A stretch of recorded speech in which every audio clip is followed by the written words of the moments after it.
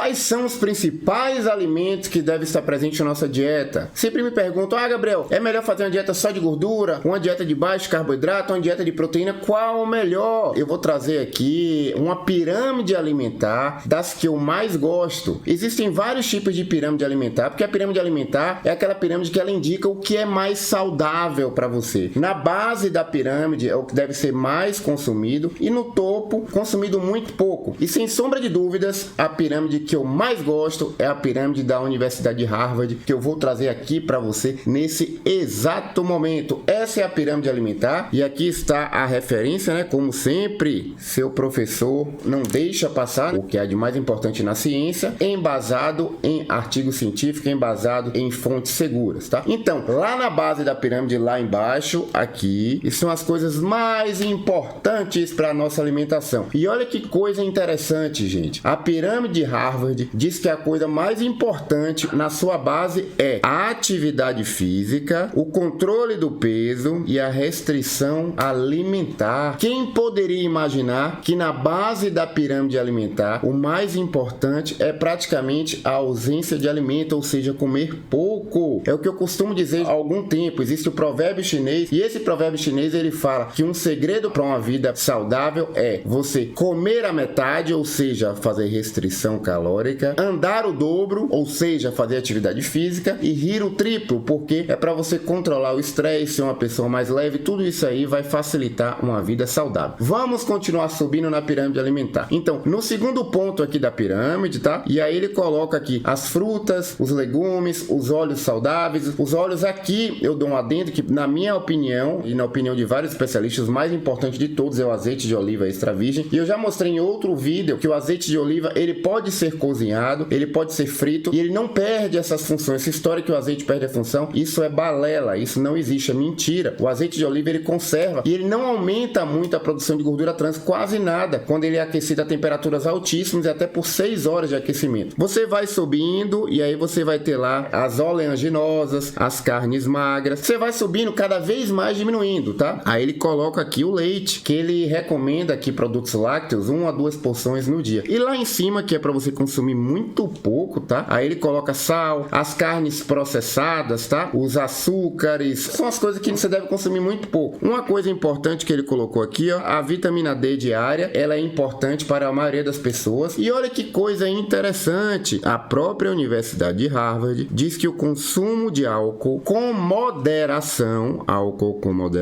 ele pode sim ser uma estratégia interessante para a saúde. Olha que coisa interessante, gente. A própria Universidade de Harvard, não sou eu falando, ela fala que o consumo de álcool com moderação, ele pode ser benéfico. Por quê? Existe o chamado paradoxo francês. O que é esse paradoxo? Apesar do francês na Europa ser uma população que faz menos atividade física, fuma mais, também come muita gordura saturada e muitos pães, a incidência de infarto agudo do miocárdio, ou seja, a doença que mais mata, é a doença cardiovascular, é mais baixa do que até em alguns outros países que têm uma rotina mais saudável. E a justificativa para isso é o consumo moderado de vinho, porque o vinho ele tem algumas substâncias, entre elas o resveratrol, que traz benefícios para a sua saúde, tá? E depois a Universidade de Harvard, ela diz o que é o prato saudável para você, ó. Esse é o prato saudável, tá? Como é que você deve dividir o seu prato? Uma porção muito grande de vegetais, uma porção pequena, né, de frutas, uma porção de carnes magras, tá? Peixe, frango, e de grãos inteiros, grãos integrais, como arroz integral. Outra coisa importante que ele fala aqui é que você só deve consumir um copinho de suco por dia, tá? Um copinho de suco de fruta, porque ele não quer o excesso de frutose. Não é que essa frutose ela vai fazer mal, etc. Mas quando você começa a consumir muito suco de fruta, o suco tem calorias e você acaba tendo um maior aporte calórico e isso pode favorecer o ganho de peso. Ele fala para você beber bastante água, consumir bastante chá, café também você pode consumir, tá? Mas assim, sem açúcar. Ele mandou você limitar o consumo de leite, tá? E você apenas um copinho de suco por dia. O único suco que sai disso aí é o de limão, que esse aí é o mais tranquilo de todos. Não é que o suco seja ruim, não estou dizendo isso. Existem evidências de benefícios de sucos, por exemplo, na microbiota intestinal, mas segundo a Universidade de Harvard, apenas um copo de suco por dia seria suficiente. De todas as pirâmides alimentares que eu vi em toda a minha trajetória, essa é a que eu mais gosto. propósito e eu entrego aqui explicada e de mão beijada para melhorar e otimizar toda a sua busca pela saúde, pela perda de peso e pela qualidade de vida.